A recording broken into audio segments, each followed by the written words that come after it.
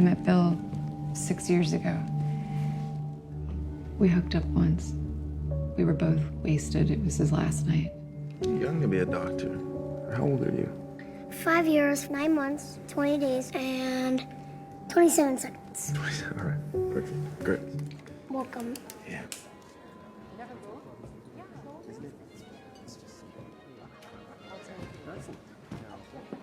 I mean, come on, it's clearly his kid. All right, episode 3 of A Murder at the End of the World was exciting and full of juicy details as we all try to figure out exactly what's going on. So in this video, I'm going to recap the events of the episode, and I'll talk about several very telling events that occurred in this episode, and then I'll share my thoughts and where I think things are probably headed.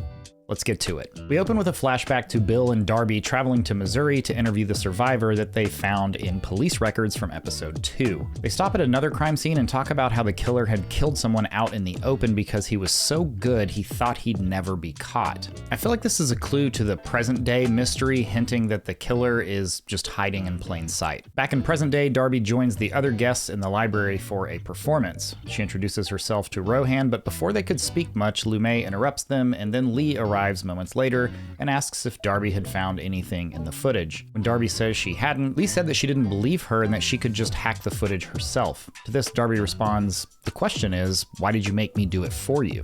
Andy cuts in and says Bill was around with Lee in Florida and helped with a remodel in a swamp. Darby then speaks to one of the staff members, Tomas, and asks who ordered tea to room 11 the night before. She asks if it was Bill, and if so, how many cups he had ordered, but Tomas brushes her off and tells her to enjoy the night. Next, Sean tells Darby that Andy sees something in her and that's why he invited her. She goes on to say, "Don't bite the hand that might feed you." After that, Zeba begins the performance, and as she's singing, Darby is having visions of everyone in the mask that she saw on the footage from outside Bill's door. Darby follows Tomas to the kitchen and confronts him again. She says she knows Bill didn't kill himself and that they both know something is being covered up there. Tomas says, "Whatever happens here is so secretive, they want staff who won't talk." Darby continues to plead with him, and Tomas finally says 3, answering her question as to how many teacups were ordered to Bill's room. So the question is, who were the other 2 teacups for? And honestly, I'm not sure, so let me know your thoughts down in the comments. Darby then finds a layout of the hotel and draws some of the details on her arm. Back in Darby's room, she asks Ray if he's got access to the internet, and he says he doesn't, but he does have data as of a week ago. Darby asks Ray to do a scan of any guest at the retreat who has a connection to Bill, starting with Oliver. I believe everything we get here is vitally important information, so I'm going to go through every line of detail that Ray gave Darby in this scene.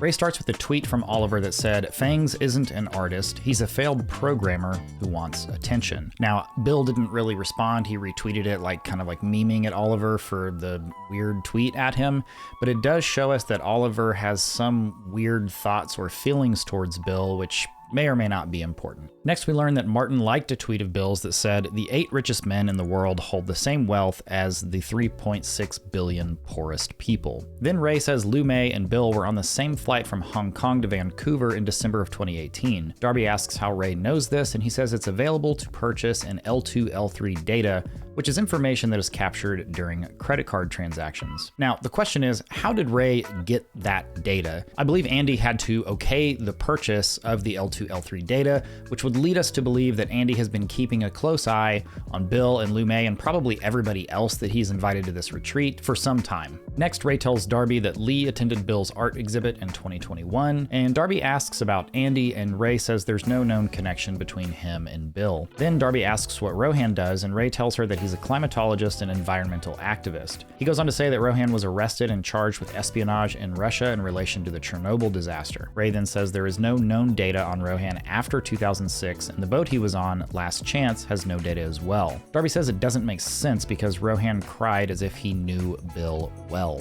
She moves on and asks Ray about Sean, and we learn that after being the first woman to walk on the moon, Andy's company recruited her to lead the Ronson lunar colonization program. Darby circles back to Oliver and learns that he started working on robotics at Harvard at just 16 years old. She asks if anyone there is normal, and Ray says, "No, Darby, not even you." She starts to ask another question, but then sees someone walking outside her window and immediately goes after them. As she's following, she kicks some rocks, and the person turns around to reveal they are the mysterious masked figure. She's able to remain hidden and continue continues following them. Speaking of following, are you subscribed to this channel yet? No? Well, if you enjoy great television as much as I do, be sure to subscribe for more videos like this. Let's keep going. They reach a high ground and the person sends a Morse code message with a light that says, "1 down, still a go." She makes it back to her room where Lee stops by with Zoomer, who can't sleep, and says she believes she can be helpful, but only if Darby will tell her what she knows. Darby then shows the footage to Lee, who says she's never seen the mask, but she knows what it is. She goes on to explain it's a mask to thwart camera recognition and that the person wearing it knows the footage is software monitored. Darby asks if Lee invited Bill here, and she says Andy did, but she encouraged him to come. Darby asks if she was having an affair, and Lee says no. She says they bonded after she went into hiding in Florida and that Bill tracked her down after reading her manifesto. Lee says they hooked up on the last night Bill was there, but they were meant to be friends, and goes on to say, "We got pregnant, then I got married." This is a very interesting way to say this, and it has me believing even more that Bill did get her pregnant and Zoomer is his child. Darby asks who else there knew Bill, and Lee says, "I don't know, Rohan, I think," but she answers in a very weird and conspicuous way, leading me to think she knows more than she's letting on. Lee asks if she can hire Darby to solve this mystery, and Darby says she won't take money. They agree that Darby can solve it because nobody will see her coming as long as she plays the part of a guest on the retreat. Darby awakes the next day to Marius delivering a gift from Andy. There's a card that says, 11 o'clock snowshoe to the southern summit for a glimpse of the future. And inside the box is a coat, to which Darby says, "Another one?" I can't quite figure out the significance of Andy giving Darby another coat that she already has, that he already gave her. And I almost removed this whole part from my recap altogether, but something tells me that this is going to be important later, so I left it in. Maybe you'll know why this is important, or maybe you'll tell me I'm a crazy person and it's irrelevant. Darby arrives at the base of the mountain where Andy is on a phone call, and he says, "Okay," and turns to Andy with a long, seemingly accusatory look as he hangs up the phone. They set out on their hike, and Darby catches up to Andy and Sean, where we can hear part of a conversation where Andy asks, "Why are you making this all about you?" And Sean says, "Why I wasn't called? I'm not making it about myself. They didn't have questions for me." And as soon as they see Darby, they stop talking. Darby pushes on ahead to Rohan, and he shares that Bill helped him get sober. Bill would tell Rohan that he takes things too seriously and helped him see things from another perspective. Darby asks if Rohan saw Bill or talked to him the night he died, which Rohan doesn't really answer, and instead responded by saying Bill always said she was the best at what she does. Just then they reach the summit and see why they're there, an invention by Oliver that consists of a bunch of autonomous robots that can build bridges, buildings, entire cities that could be done all on their own, freeing humans up to work on and contemplate more important things. Interestingly, Lu Mei seems to be upset by what she's seeing, while everyone else seems pretty fascinated. They head back to the base where Darby spots the boots that were being worn by the masked figure, and as she's keeping an eye on them, David tells Darby he read her book and asks her to go for drinks later. Just then, Rohan sits down and puts on the boots Darby had been watching. She says to him, "1 down, still a go," and he says, "Careful, girl." Darby says, "It was you who went to Bill's room that night wearing that mask." And he says, "I would never hurt that boy, not one hair on his head." And Darby says, "But you were there," to which he replies, "Leave it," and walks away. Back at the hotel, Darby finds Zoomer wearing an AR headset, and he asks her if she'd like to try it, which she does. Darby tells Zoomer he's lucky to have this tech, and he says except for when his parents fight about the future. Andy arrives and talks about Walt Disney's career and tells a story about breeding hamsters, which gave him the idea to mate AI, leading to Ray, a crossover between a language processing algorithm and his home security AI. Andy then tells Darby she should go home because she's grieving and bothering the guest with her questioning. They then discuss what happened at Bill's room the night he died, and Andy says they know exactly when he died because they monitor heart rate, and we know they do that with their rings because of this clip. I run you a hot bath. You read my mind. Body, actually. Don't be cute. From your ring, temperature, heart rate. And of course, there's the weather.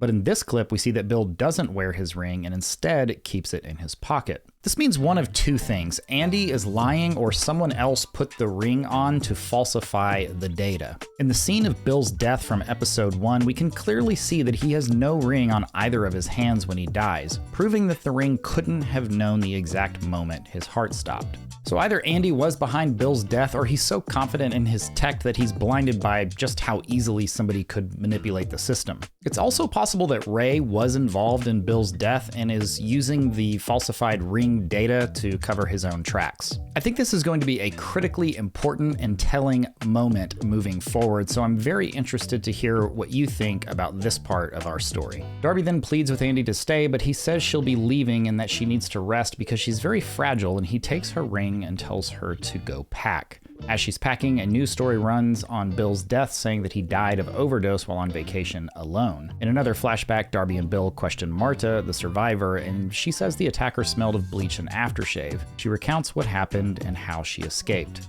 She asks why they're doing this, and Bill says it's because they're angry. Darby says she used to think she mattered, but as she grew up, she realized she didn't, and that she wanted better for the people like Marta's kids. Marta then goes and retrieves a silver pen that was found in the backseat of her car, which the police ignored. Bill posts a picture of the pen on the forum, and a few minutes later receives messages saying the pen was from Lincoln High School in Utah, year 2000, and Marta asks them not to give up. This memory seems to light a fire in Darby, and back in her room, she leaves a message for Andy that she's keeping her room.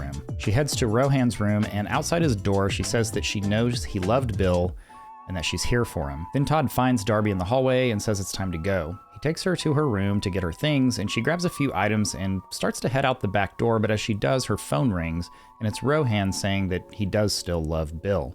He then goes on to say he had a plan, but Bill uncovered a secret that he wouldn't share over the phone, so Rohan went to his room, but then left when he thought Bill had gotten high. He then says he thinks he knows what Bill uncovered, but then the call drops and Darby runs out of the room.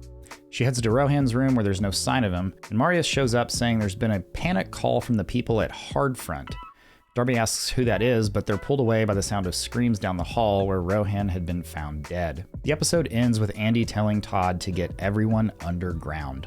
So yeah, as I pointed out at the beginning of this video, I'm 100% sure that Bill is Zoomer's biological father. It's just beyond crystal clear to me after watching this episode and then going back and watching the earlier clips where Bill interacted with Zoomer back in the first episode. He had that long pause on his face and that look to Lee after Zoomer had left.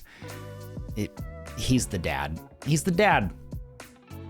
He's the dad. Now, what does that mean for the story? Well, it could mean very little, but it could also mean everything. It could be the entire reason Bill was invited to this retreat and subsequently killed. I do think Zoomer is actually going to play a very large part in the outcome of this story, which does mean that Bill being his biological father is going to be an important factor. Speaking of Zoomer, his AR headset with inbuilt Ray technology was pretty cool. There are people online theorizing that Ray actually manipulated Zoomer into putting the headset on and then like walking down the hallway following that crown and wandering into Bill's room and injecting Bill with drugs and killing Bill. I feel like that theory's pretty out there, but who knows? Definitely one of the bigger questions of this episode happens there at the very end when Marius comes in the room and says that that panic call came in from Hardfront. Now, we have very little to go on here. We just have the name, so trying to theorize feels a little bit silly. Perhaps it's somebody monitoring the attendees' rings for their health alerts, and that's why they ended up calling Marius the front desk. Or maybe it's tied to whoever Rohan was messaging with his light out in the snow. Who knows, really? If you have any ideas, let me know down below. Overall, this episode was great and really advanced our story quite a bit. Things are really getting shaken up after this second death, and now everybody's going to move underground, and I feel like the tension in this show is about to reach new heights. I'm personally loving every bit of this, and I cannot wait for the next episode, and I hope to see you back here after that one airs. Thanks for watching. See you in the next one.